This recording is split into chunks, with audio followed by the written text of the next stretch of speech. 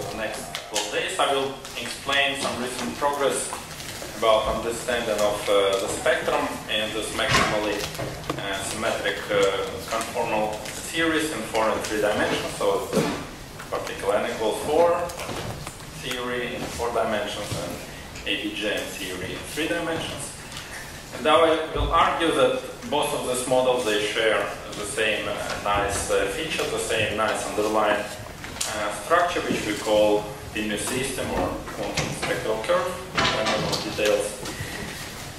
And essentially originates from the TBA description, from the TBA for this integrable model. And actually, so I interviewed a couple of students, and it happens to be a too strong assumption to expect everyone to remember the derivation of TBA from the previous lecture. I think my students seem to skip some of the lectures. So I will repeat briefly as a construction. And let me first say how we compute. So our goal is to compute the simplest object, simple absorbable in the conformal field series, which are traces of some products of operators, so there's some single trace local operators, so some scalars or some covariant derivatives. And the simplest object is the two-point function, which in conformal theory, as we know, is completely fixed by a single number. It is, however, a function, a very non-trivial function of the coupling, and I will be mostly in the planar limit, so the only parameter in the game is the top coupling.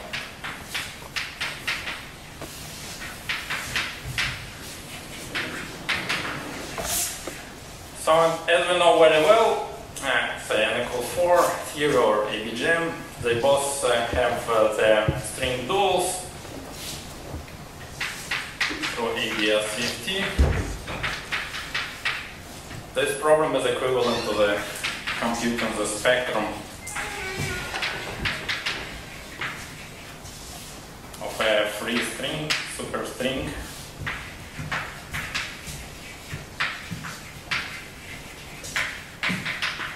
in some curved background.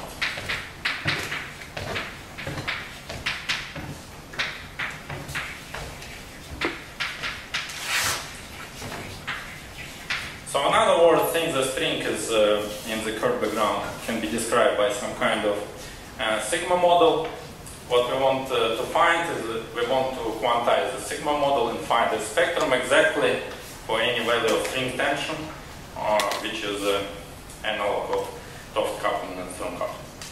So I want to solve the sigma model, and let me say that actually before we solve it, we have to fix the light-com gauge, because we actually want to find the target space Hamiltonian, and only in the light-com gauge target space Hamiltonian is simply related to the worldsheet Hamiltonian. So after that, we reformulate the problem in the closed terms in terms of the sigma model, but we lose some symmetries, and also we lose in particular the Lorentz symmetry. So actually the model we are solving at strong coupling is a 2-dimensional theory, but it's not Lorentz invariant. So that's quite a unique example in this sense. So it's a non-Lorentz invariant integrable model, which we're going to solve.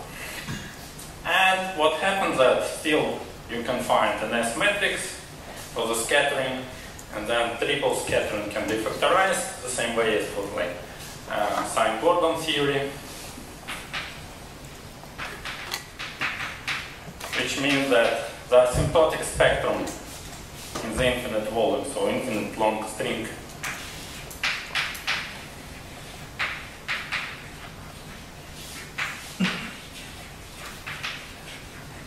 can be solved by means of the Bethe ansatz.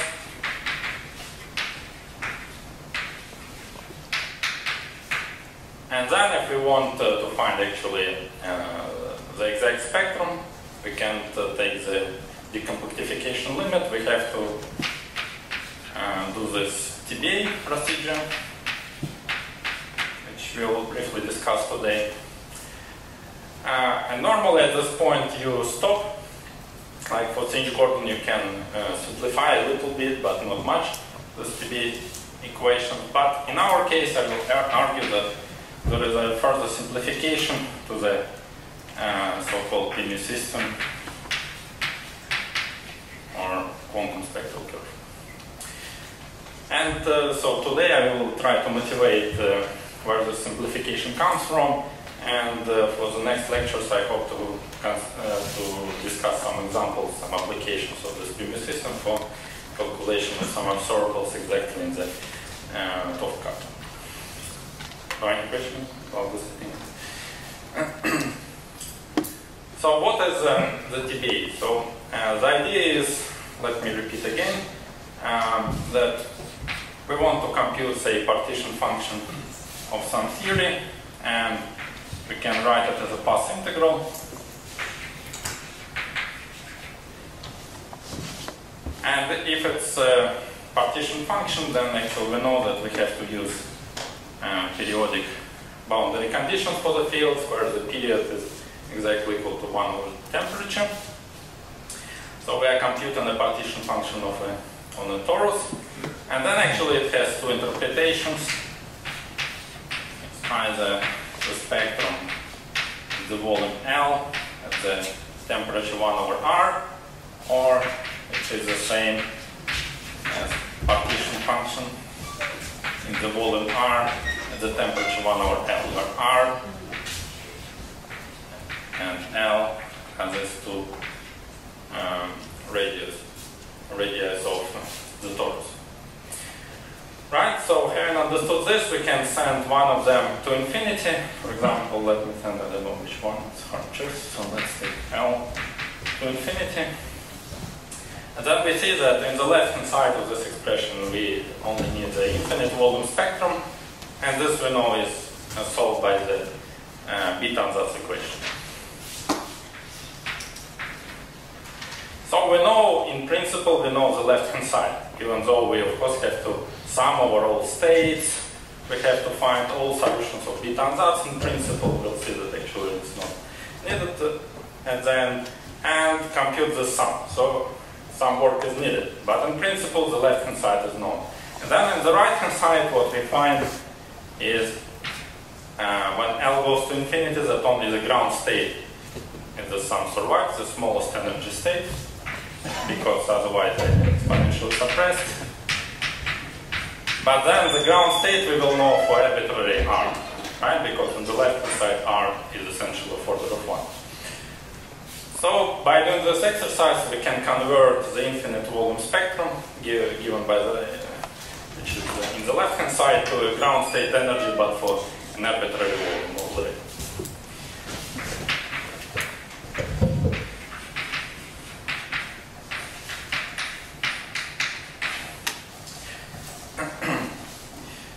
So that's what we will have to do. We will have to take the Bethe ansatz and compute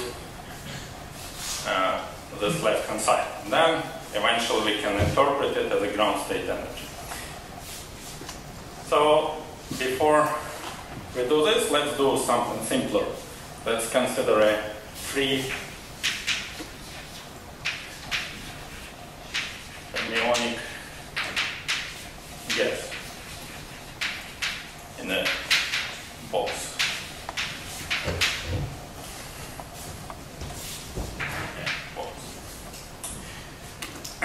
So, of course, there are many ways. You should know how to compute the partition function of a free gas of fermions.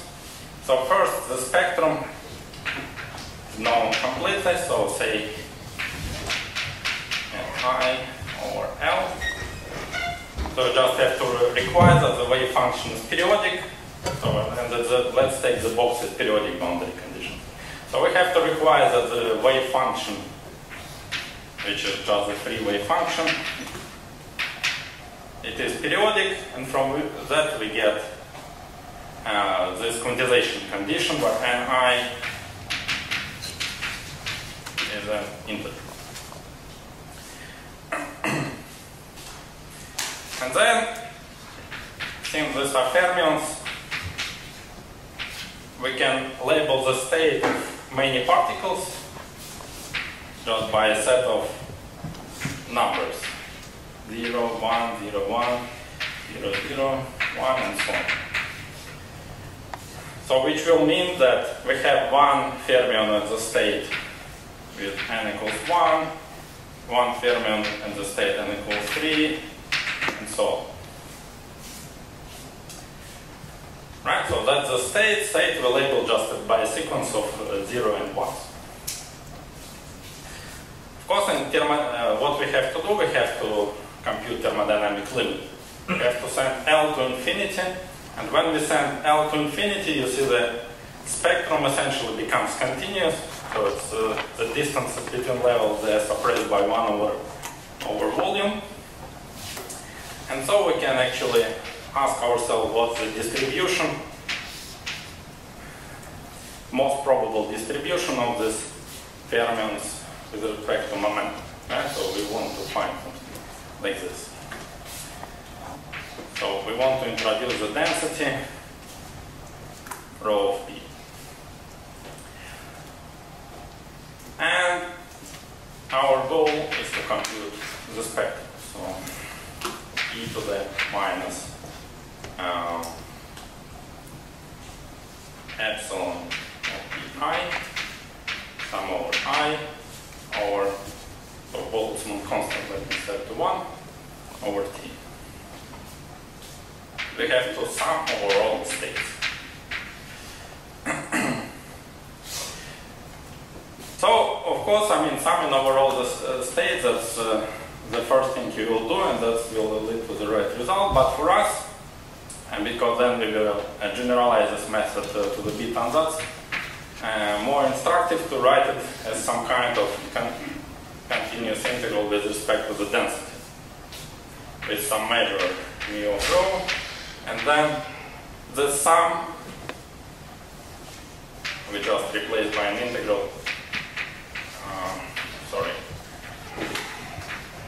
it's almost impossible to see, but you can figure out that just epsilon times rho over tk.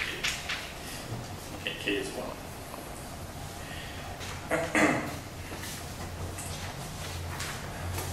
So the goal now is to find this measure. So what is this measure? This measure tells us how many microscopic states, and let's call this microscopic state, there are for a fixed density rho. Right? So given a density rho, how many realization in terms of microscopic states this state have? And what we do, we can approximate this density by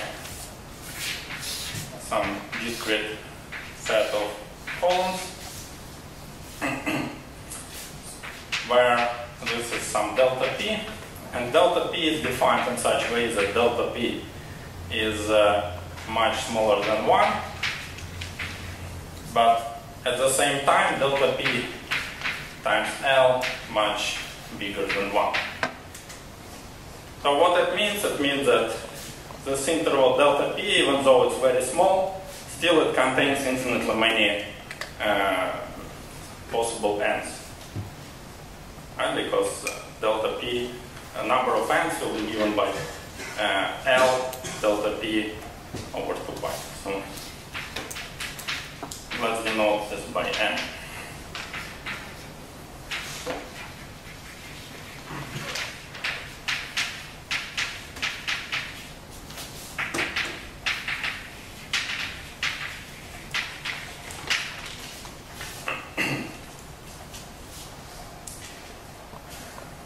And then to estimate how many there are microscopic states which will give you the same rho of p, you just have to compute how many microscopic states there are.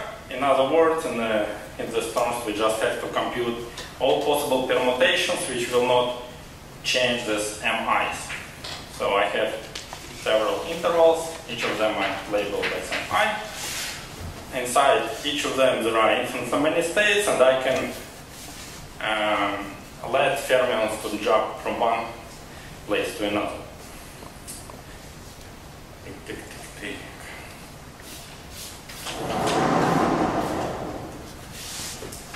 So if I descale the picture, I have the delta p, and then I have some 0 and 1s inside, some sequence. So I have mp, that's the number of 1s, and m minus mp, this is the number of 0s. So and then, if I interchange the 0 and x, still it will give me the same density, because density is delta, so T is equal to number of particles divided by m, the given quantity T. And so it's easy to see that the total number is just the binomial coefficient. Oops.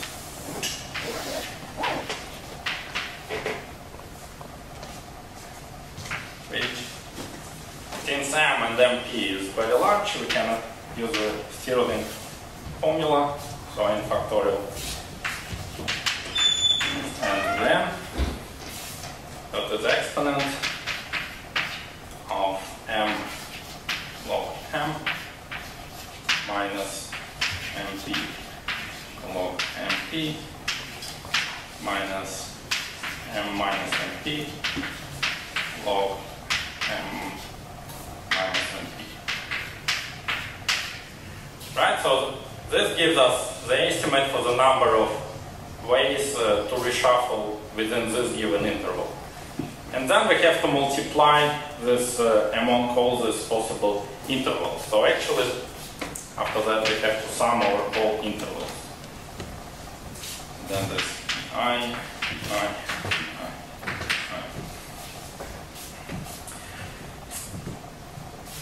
So now if you just use the formula, this one, we can see, we can get rid of m and write this completely in terms of rho.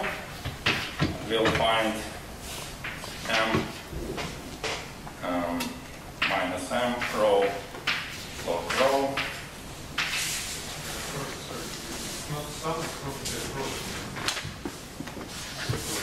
Yeah, so here it's product.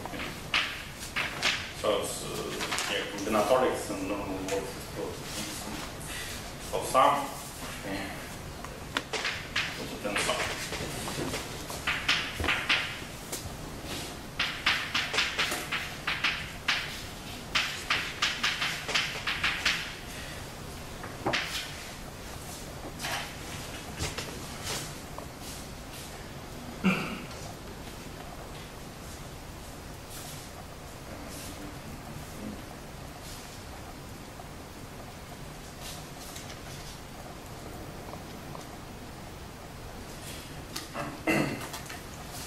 So, and then this gives us the measure.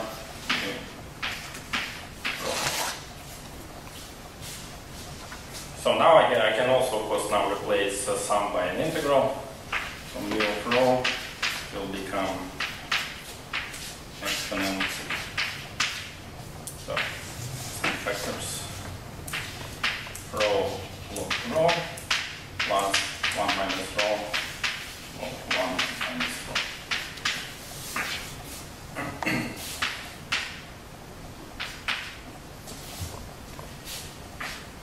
So that's the measure, and now we have our action. So the z is now written in terms of a continuous integral over all possible rows. And actually, so in this formula, so some normalization went wrong at some point, but I normalize rows in such a way that it gives a total number of particles. So it's, I don't know, concentration times the volume. So this rho is large, in other words. So rho is of order of L, and so you see in this exponent is something large because it's actually the total energy in the system. And also this measure here in the exponent is also of order of L. So what we do next, we have to extremize the section.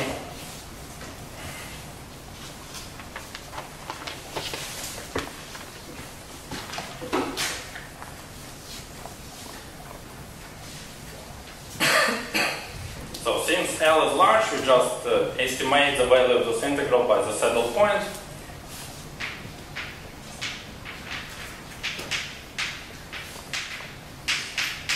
So which means that we have to take log of mu plus, or as a minus epsilon of p rho over t, and requires variation with rho to vanish. And then this should give us the following: log 1 over rho minus 1 is epsilon over t. That's the saddle point equation.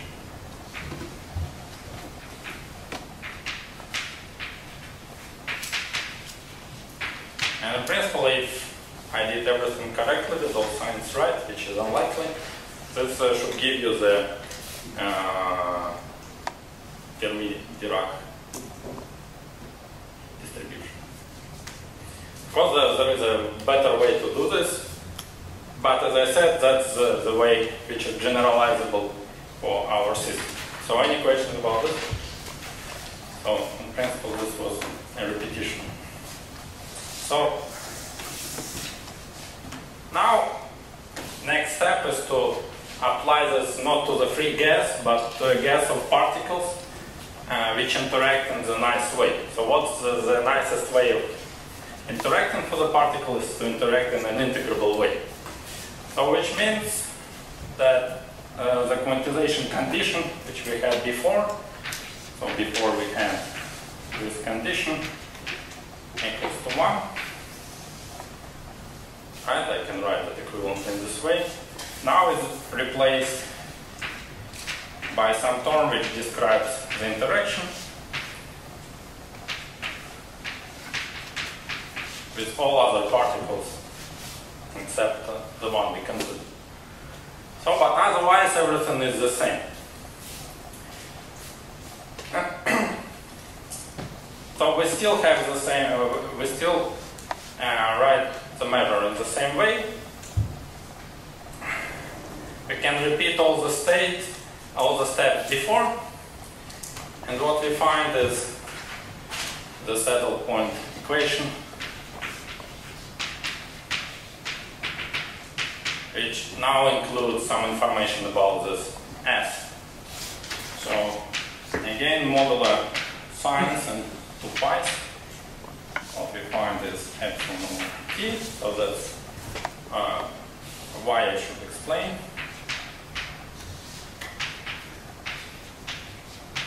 Log S u p logarithm 1 plus y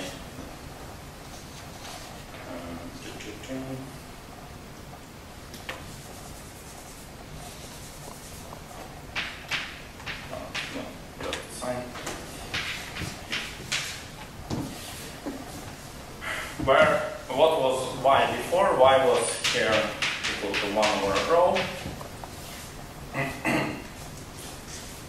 And here it is equal to rho bar over rho, where rho plus rho bar gives dp its total number of the slots.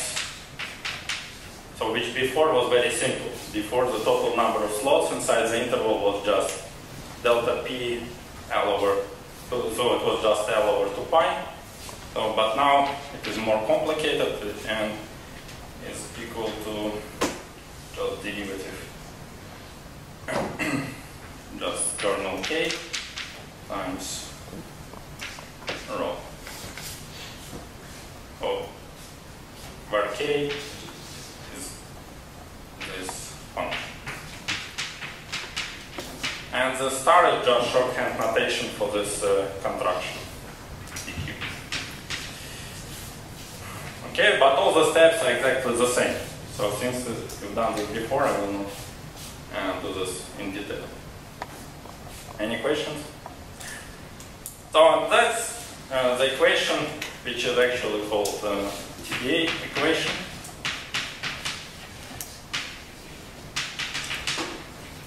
So from it we can extract, again, analog of, I don't know, Fermi-Dirac distribution, from which you already know how to compute an energy of the state, for example.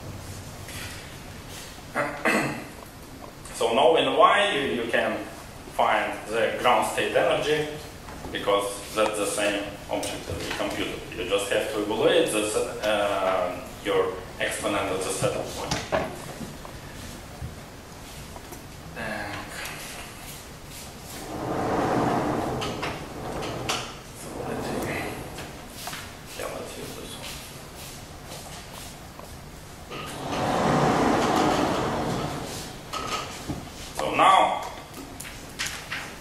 Let's consider some solid example. So if it's X spin chain with SU2 symmetry group, so I'm sure you have seen this equation.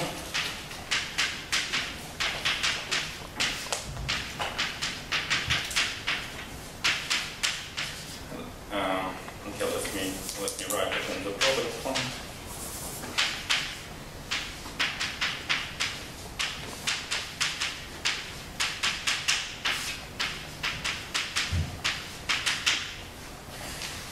So that's precisely the equation which is written here.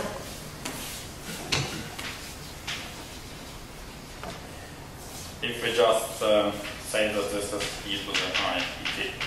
So with this identification, that's precisely the same set of equations. And then this will give us S of t L EL. So in principle, we just take this formula and we write the log of y. The TBA system is K1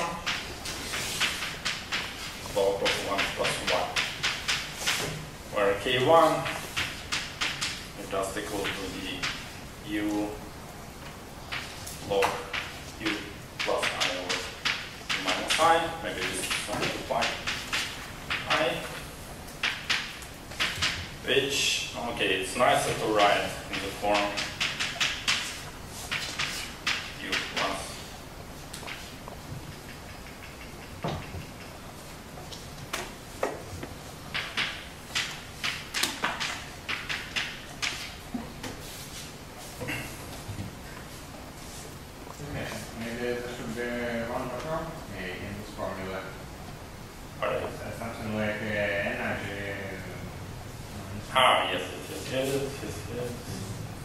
plus, so epsilon over, yeah. And the same for the... Okay, right. Huh? And the same for the formula developed test.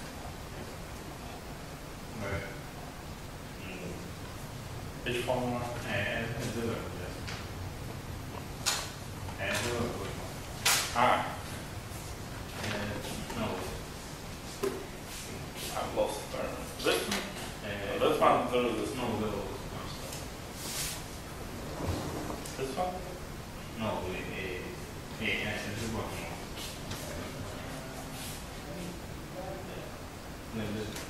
Which board? This board? No. This one? This one? Yes. At the bottom? The lowest number of slots? No. Ah. No, there is no. Because this is just derivative of beta ansatz with respect to this integer number n. And the beta ansatz there is no epsilon.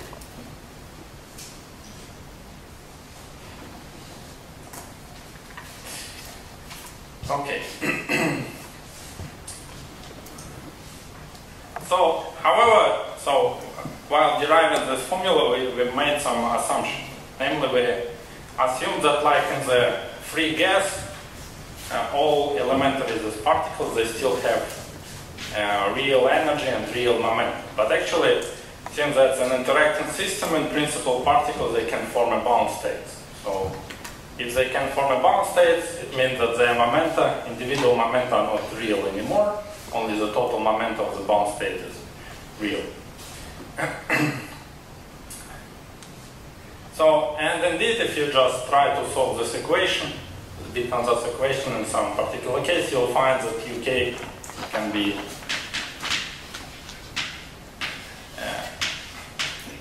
some complex number. So how is it possible? Let's see. So let's assume that UK is some real plus I complex, and complex is bigger than 0. Then it's easy to check that actually this ratio here, absolute value of this ratio is bigger than 1, if C is positive.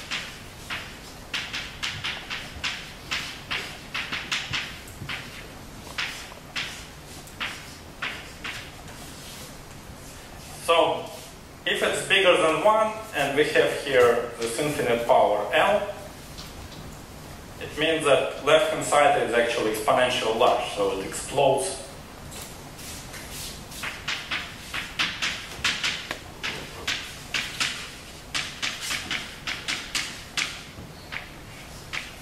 Actually, it's really huge. So for us, L is a big parameter, and we do everything with 1 over principal equals. So how could it be? That's only possible if the right-hand side is also huge. So how could it be huge? Only if sum of the denominators is 0. So it means that there exists another u, let's say k prime, such that denominator vanishes. So it means that u k prime minus uk is I. So in other words, that's only possible. Let me start from my UK. So UK had some positive imaginary part, and that's only possible if there is another root separated by I.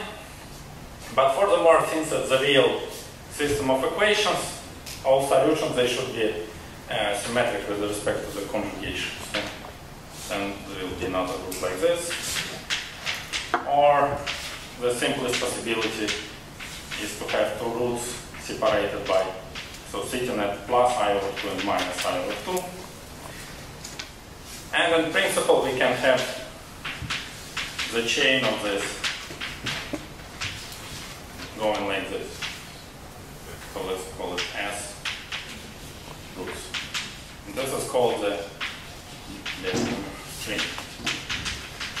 So now things become maximally confusing because now we have some other strings which have nothing to do with the ADS50 correspondence at this point.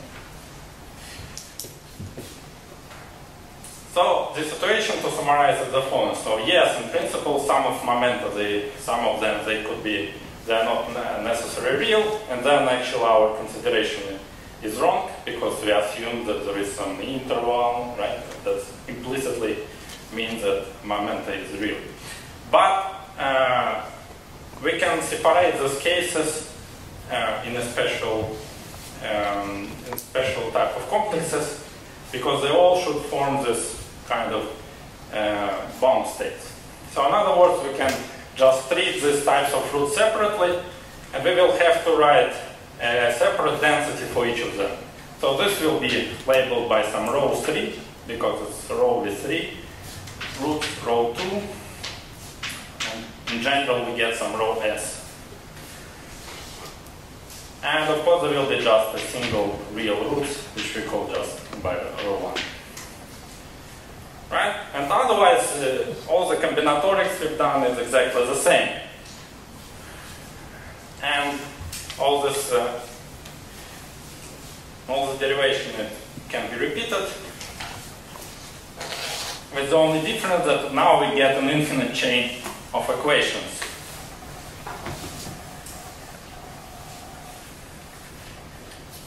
We get the following chain of equations: log of yn equals to some kernel k m, and then times log ym, where we have to sum over all m's. And for each m, we will have one of these equations, where yn is rho m bar over rho m.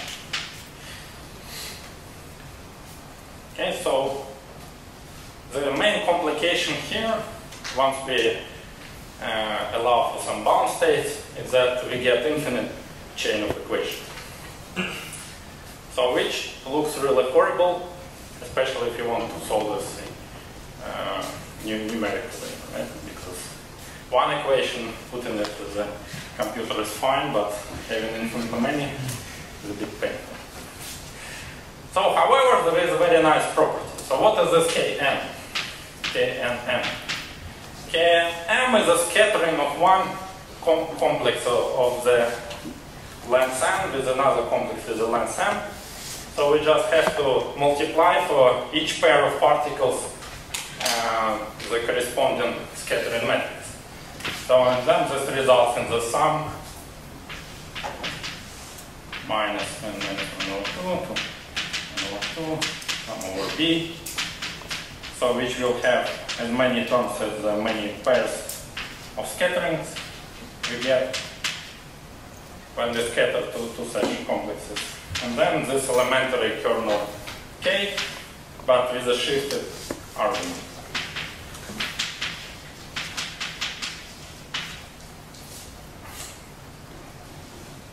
Right, so now we have these complexes.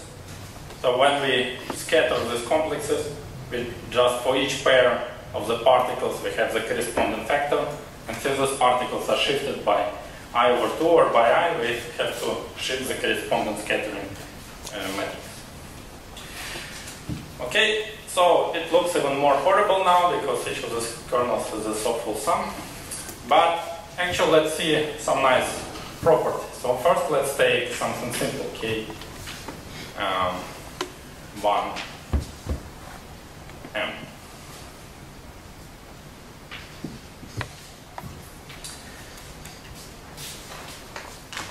So k1m, it means that one of the sums is absent. We have only sum over b. And then in this sum,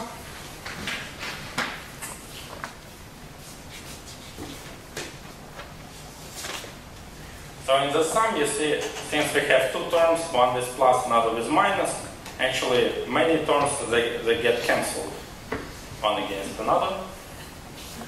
And there are not many terms survive. So at the end, I can make the following picture that on the complex plane, there will be two poles, only above and below, situated at im plus 1 over 2, and at im minus 1 over 2, and also at the conjugate point. So cross, it means plus, residue plus I over 2 pi I, and minus the same. So it's a real function. So this k1m, it has this structure. Now let's see the following property. So first let me introduce some notation to simplify my life. So f plus will denote f u plus I over 2, or minus minus, or I will also use the square brackets for the shifted argument.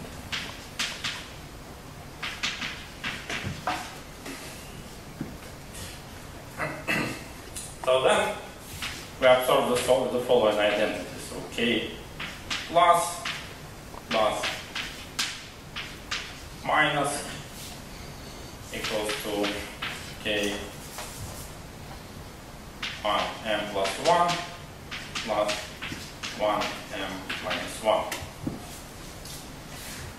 So to see it is very easy, because when we do this operation plus, we shift the picture actually down by I over 2.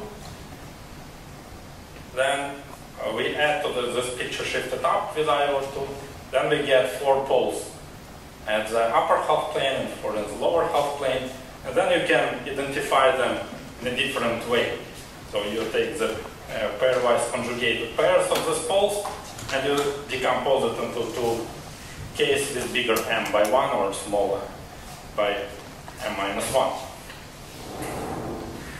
So what it implies actually, if this was literally true, that we can apply this identity at the level of this equation, right? So I can take the left-hand side, shift it by u up, by I over 2, sorry, up.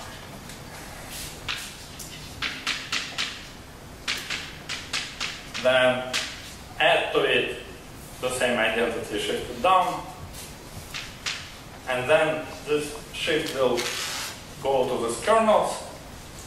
And I will find that that's actually the same as y m plus 1 times y m minus 1. Do I? 1 plus. Huh? 1 plus 5. Yeah. Oh.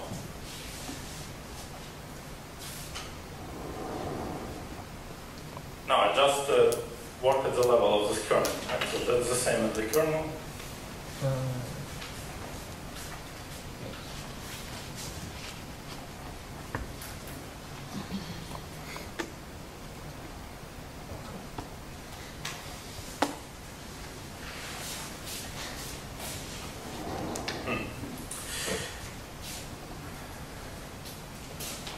So actually here I use the to confuse you a generalization of this identity like this.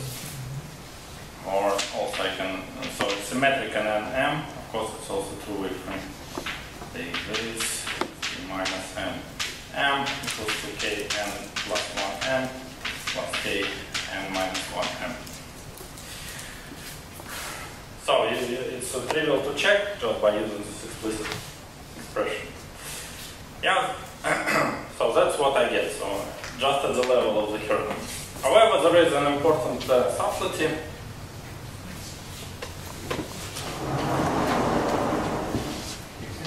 What is the statement about the energy term? If in this pair from the system? Yeah, so this energy term actually it only appears and no.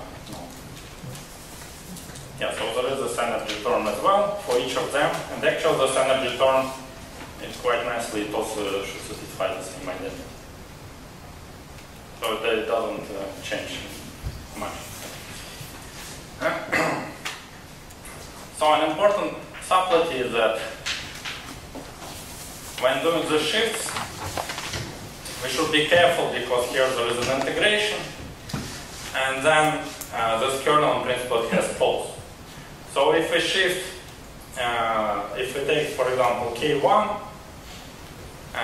and k1 and shift it by I over 2, then we will keep the pole. So to avoid this, what we actually have to do, we have to take ym plus I over 2 minus I0. Right? To shift right before we hit the pole, just slightly below.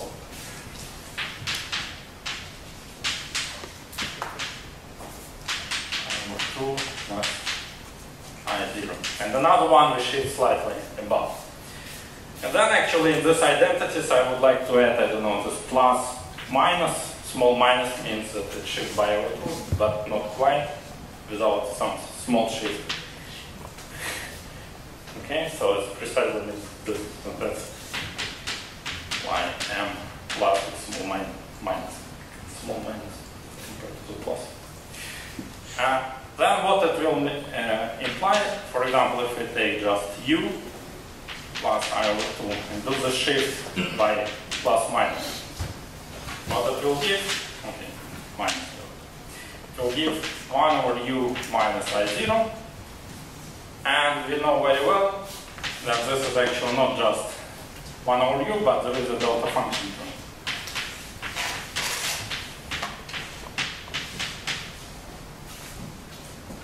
Right? And so actually this identity have to be supplemented. So it should be understood in this sense, because we are dealing with some integrals actually, not just with functions. And here we have to add this delta of u times, and that's only important when n is closer to n, close to n. So when n is equals to m plus minus 1. So the message is that when m is close to n, actually we should be careful here with interpretation and add here the delta function term. And then the delta function, what it will do, it will actually give us log of 1 plus y. Right? So what we get is y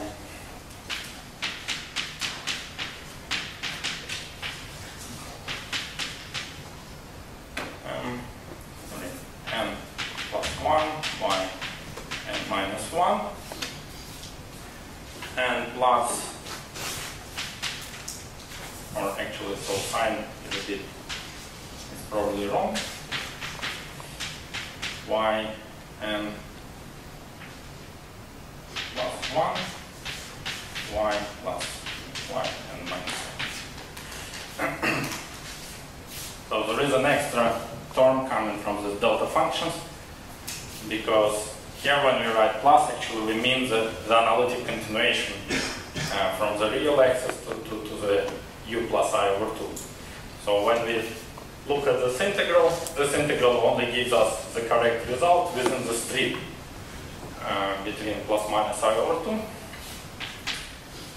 So strictly speaking, if you want to use this formula, you have to put small minus and small plus. And so the formula becomes like this, or yn plus yn minus. Let me now omit these plus minuses. Becomes 1 over 1 plus 1 over yn plus 1, 1 plus 1 over n minus 1.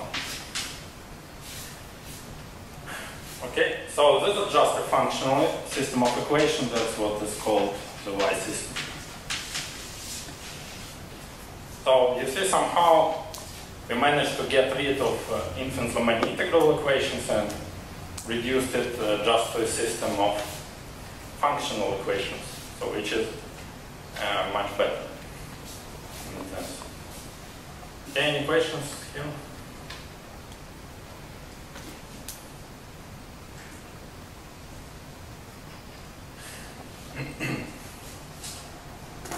So, and now actually, so it's always a mess, because some people denote by y, others will denote by 1 over y. You never know, and in particular here, I use some notation which I will not use otherwise. But let me say a couple of words about the nature of this cancellation. When n equals 1, it's y0. Yeah, so you have to drop.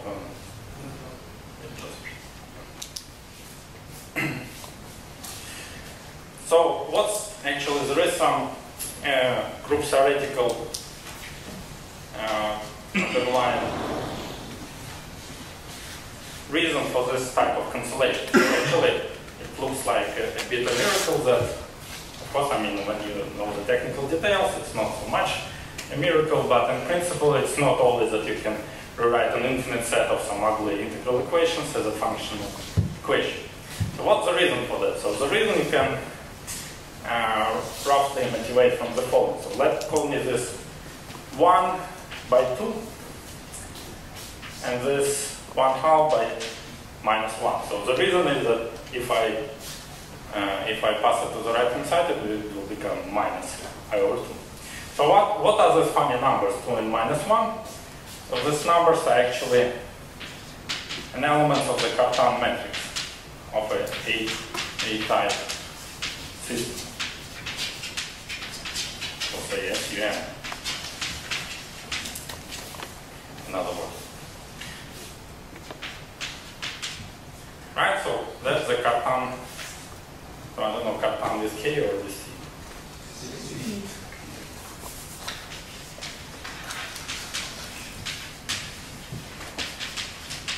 Right, so it sounds like there is some group theoretical meaning behind. And to see more clearly this interpretation, we pass to so-called T-system. So how we do this? We just define, instead of Y, the following system.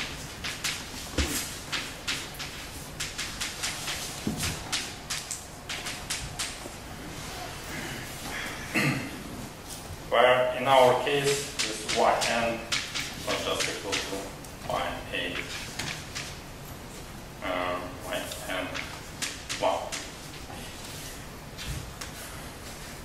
So now I write it with 2 indices by the reason which will be clear soon. So once written in this way, if I plug this equation here, I can decode what this equation implies for T's. So it's like in a Maxwell theory, instead of F mu, you may like to use actually the vector potential, and instantly some things could become simple. That's the complete analogy of what happens here. So this T is analog of a vector potential in the Maxwell theory. So this Y system equation becomes very nice and simple. It's not much simpler, but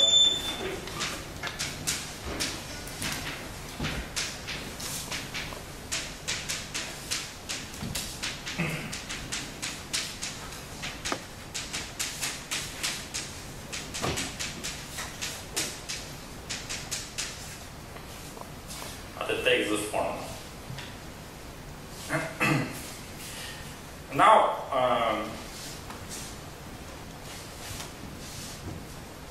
so this T will now belong to this lattice. So S1 is what we need to define Y's, and then T's here, we set them to 1. T0 S is 1, and T,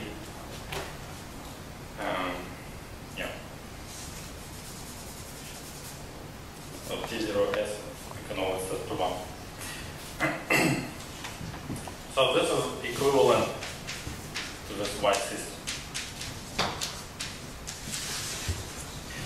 So what's the interpretation of this equation actually may look more familiar. If I say that this actually is a relation between the characters of SU2 group. So if I have a character of, so in SU2s, all representations are labeled by this pin, right, S. So if I have character in the representation S, I multiply it by another character in the representation S, that's the same as taking 2 characters in the representation S plus 1, S minus 1, plus 1. So let's check this formula. So one of the simplest characters is the dimension of the representation, right? So let's take, so does anyone know what dimension of representation is in S?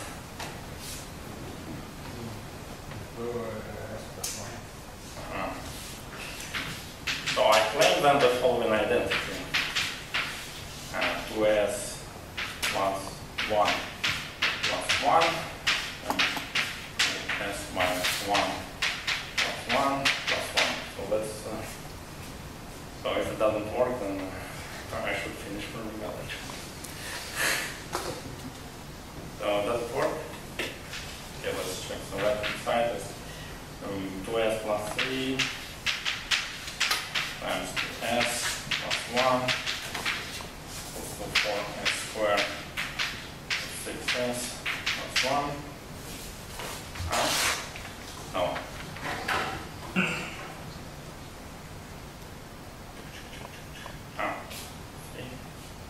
Just minus 1. Yes, minus 1. So I need another 6, it's minus 2, plus 4.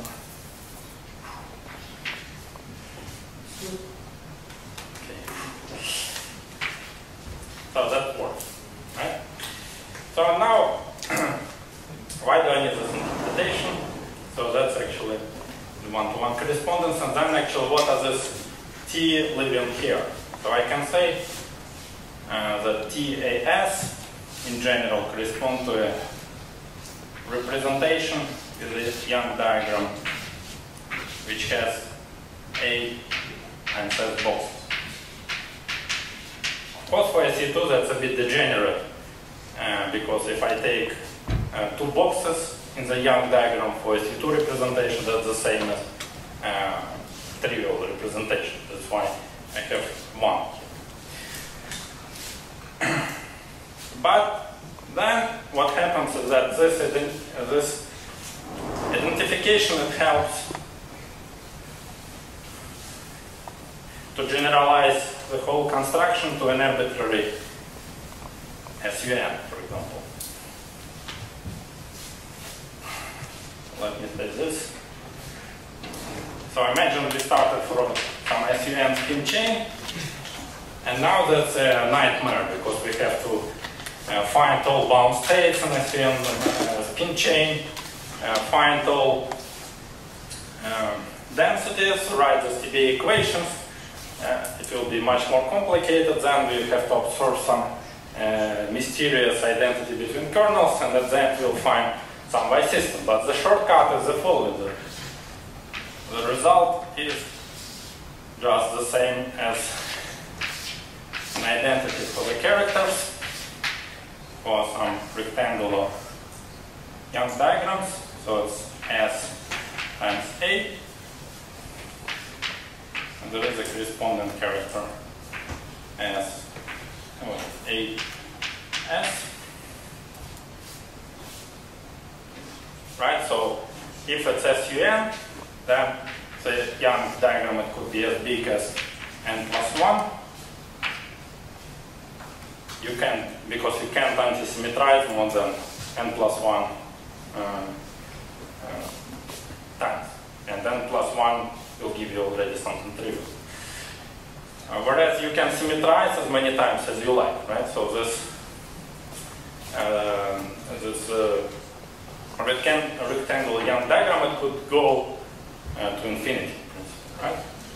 And so we have this domain where all Young diagrams of SUN group can live, and in particular the rectangular ones, and then we find that they satisfy the same type of identity. So no matter which SUN you take, you'll always find the same identity.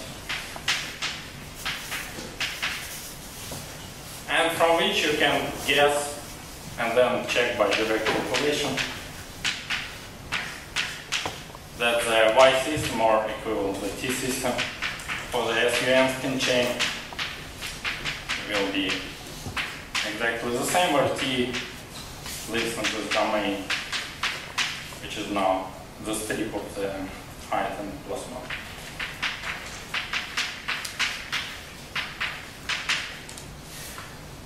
So this is the TDA for SUN.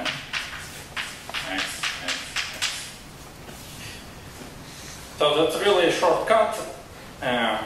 Once we have this insight from group theory, we can just extend this from characters which are just numbers to the functions of spectral parameter t, and we get this identity. So why do I need this? Because our goal is to quantize some model with the symmetry 2,2/4. Right? So before we get there, I need half a minute. Do I have 4 more minutes? Because I started late. So let's first do still bosonic symmetry, but a different real form. No, it's opposite. Let's do now some fermionic generalization of SUN. Let's consider SU n slash m. So basically, You only consider this particular yes. conversation? It's only valid for them. No, for them that's for sure true. Then I mean you can always find some other identities for it, but you know those are already forming some closed set of equations, and we are happy enough. Then we'll see that actually this leads to some more basic identities at the level of p mu, and then there is no trace of. I agree that it's not very natural. Why should we use this rectangular diagrams? And the answer is that indeed we should dig further, and we'll find p mu system which doesn't have any traces of this Integrability. Okay, so SUN m.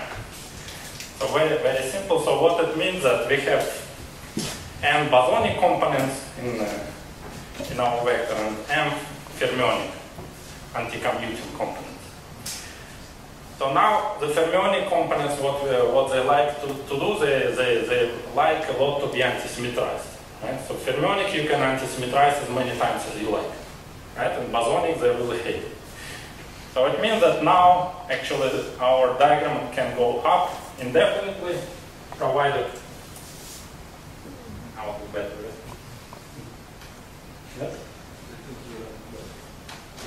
Okay. I think I'm loud enough. And what happens is that all the Young diagrams, which you can imagine, they should live in the domain m plus 1 or m plus 1 and plus 1. So that's what we call L. So this just indicates the fact that we can now anti-symmetrize many times and symmetrize many times, but we can't at the same time do both too many times because then we exceed number of fermionic components when we anti-symmetrize, and that's again we get 0, or if we exceed number of bosonic, then we symmetrize we get 0, and fermionic symmetrize we get 0. So that's the domain where again the Young diagrams go. And now you can already guess what will happen if we take some non-standard real form like this. And what happens is the following: that now we get some domain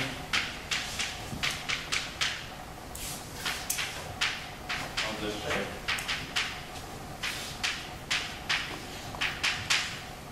And again, so now there is some generalization of the Young diagrams because that's something we don't study at school, the Young diagrams, non-standard real form.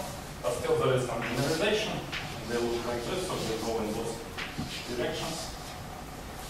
And they all are limited to this shape. Whenever your Young diagram goes outside, that's 0, that's the trivial representation. So and another funny feature that those representation at the border, they actually equal to each other, and the same is actually here. This border, something trivial happens, as you can imagine. On this lower border, there's only trivial representations, and here they're just equal to each other. So actually, that's an exercise is to check that for SU2, that actually characters, not the dimensions, this is part of the order.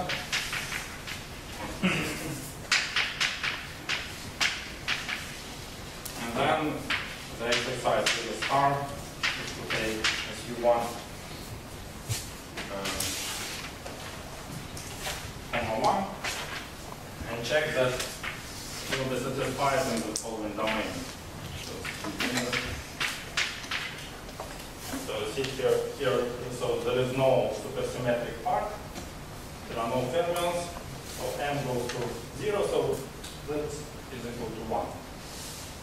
So still there is a line going up, isn't so many representations. So they're just equal to those. Then you can check that the character they belong to the domain. And now, of course, we are now ready to just state the result that ESU 2,2/4 is domain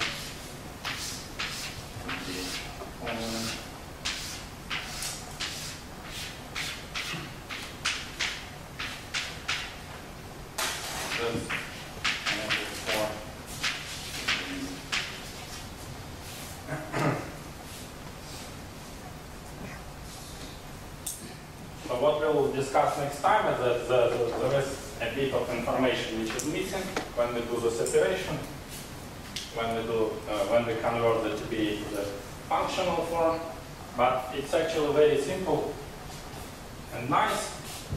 And once we take it into account, then we actually can simplify further the system of equations. That's quite unique for this n=4 TBA system that we can simplify further.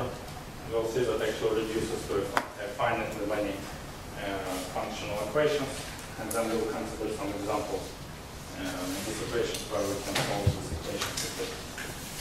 So let me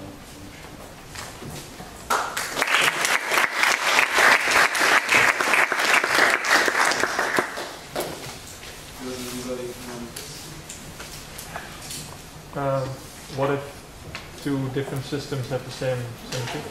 Sorry? What if two different systems have the same symmetry? Yeah, as I said, there is some bits of information which are missing when we do this operation, and that's what I will discuss tomorrow. This is hidden in some discontinuity relations. Okay. And more concretely, I mean, this character identity loses information on what this plus and minus means. So could you imagine a situation where plus and minus will be different for different A's or S's? Something like this? Well, that's this extension is more like experimental, right? But in all cases I know it works nicely. So there are many huge list of models where this is true. So whenever you have the symmetry of A type, you always get the symmetry of the type.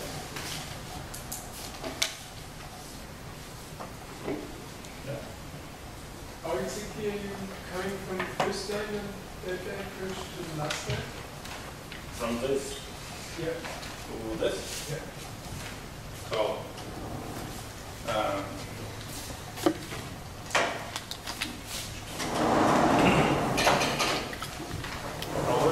let me just try that more.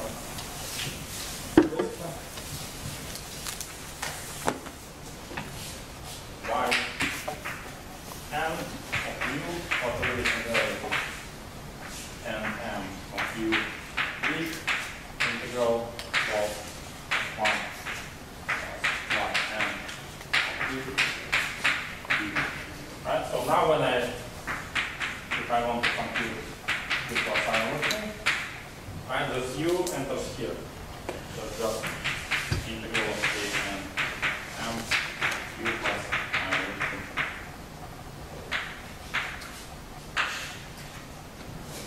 And the rest is exactly the same.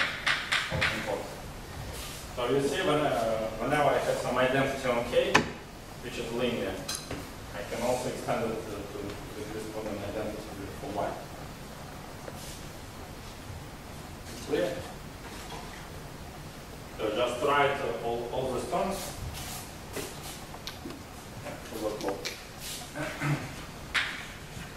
So just write all the 4 terms here and add them together, and the right hand side you get this combination of K's which vanish. Maybe the last question. What is the meaning of an root system in the SU2 problem? Maybe in the A1 problem. How do this 2 and -1 appear? Yeah, so I was cheating a bit, but in principle you can, so to understand this you have to introduce so-called impurity.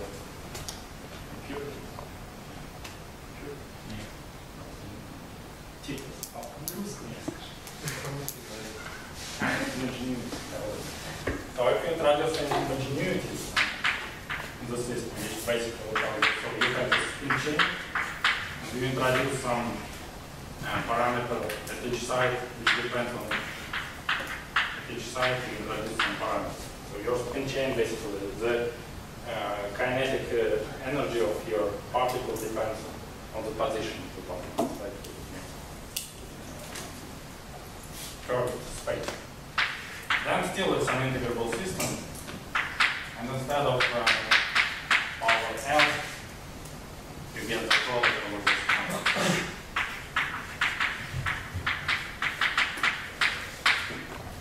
And then effectively you get some other set of rules, and you can say that actually that's a part of SU3 system. Yeah.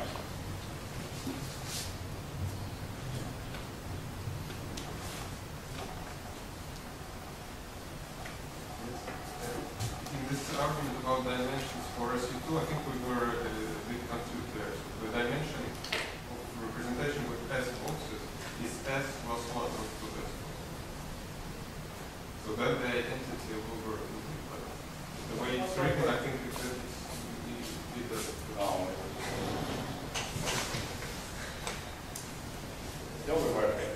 That's the main. No, if you